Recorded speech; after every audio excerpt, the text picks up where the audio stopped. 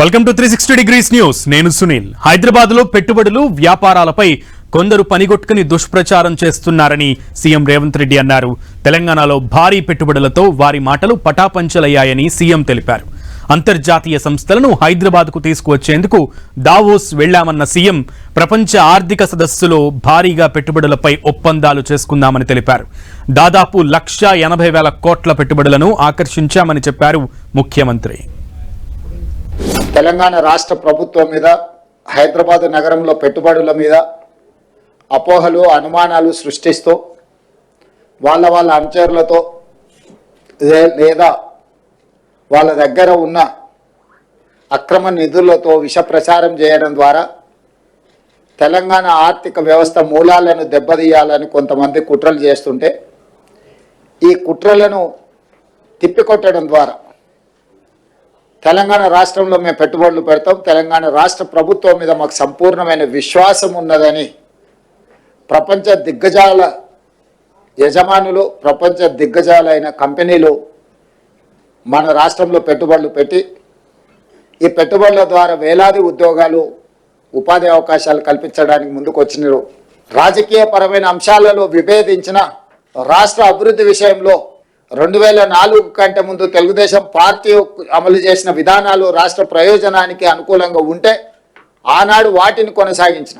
ఈనాడు గత ప్రభుత్వం ఏదైనా ఉపయోగపడే అంశాలలో నిర్ణయం తీసుకుంటే కూడా తెలంగాణ రాష్ట్ర ప్రజలకు ప్రయోజనం చేకూరుతుంది అనుకుంటే ఆ విషయంలో రాజకీయ వివాదాలకు వెళ్లకుండా విధానాలను కొనసాగిస్తూనే ఇంకా స్పష్టంగా, నమ్మకంగా విధానాల రూపకల్పనలో ఒక నిర్దిష్టమైన ప్రణాళికను తీసుకొని తెలంగాణ రాష్ట్ర ప్రభుత్వం ముందుకు వెళ్ళింది. కాబట్టి ఈరోజు ఈ దిగ్గజాలు తెలంగాణ రాష్ట్రంలో పెట్టుబడులు పెట్టినరు.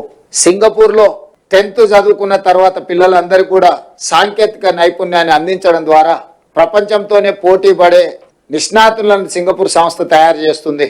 అందుకే ఈరోజు తెలంగాణ రాష్ట్ర ప్రభుత్వం వాళ్ళతో ఒప్పందాలు చేసుకొని ఇక్కడ చదువుకునే విద్యార్థులను కూడా అక్కడికి తీసుకెళ్లి వాళ్ళ ఐటీఈలో శిక్షణ ఇచ్చే విధంగా అక్కడి నుంచి కూడా విద్యార్థులను ఇక్కడికి తీసుకురావడం ద్వారా మన సంస్థల్లో కూడా వాళ్ళ విద్యార్థులు కొంతకాలం వచ్చి ఇక్కడ మన విద్యార్థులతో కలిసిమెలిసి చదువుకుంటే సాంకేతిక నైపుణ్యం పెరుగుతుంది.